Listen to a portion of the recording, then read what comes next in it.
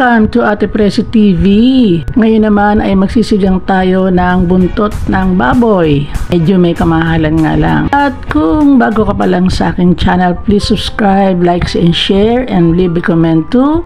First of all, thank you sa lahat po na sumusubaybay sa aking channel. Maraming salamat. Ayan, napakuluan ko na ang mga ribs, yung buntot ng baboy. Nilagyan ko siya ng sibuyas, tsaka ng kamatis. And then, itong mga gulay nito, mga pitas to dito sa amin, sa garden ni Girly. So, ayan na, kulo na ng kulo. Siyempre, unahin muna nating ilagay ang talong. Yan lang naman kasi ang aking gulay na ilalagay ngayon, tsaka yung talbos ng kamote, tsaka konting dahon ng sili. Dahil walang gaanong makuhang gulay doon, napitas na yung iba, lalo yung okra, walang makuha.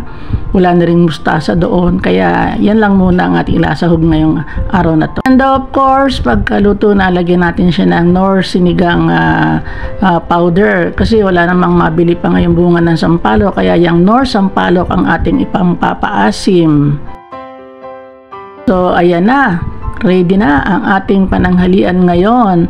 Ang ating sinigang na buntot ng baboy. Ang sarap niyan. Kaya lang, bawal sa akin ng baboy. Kaya, syempre, ang kakain ng ayang aking pamilya. Lalo na si Minmin at saka si Casey. Gustong gusto yan.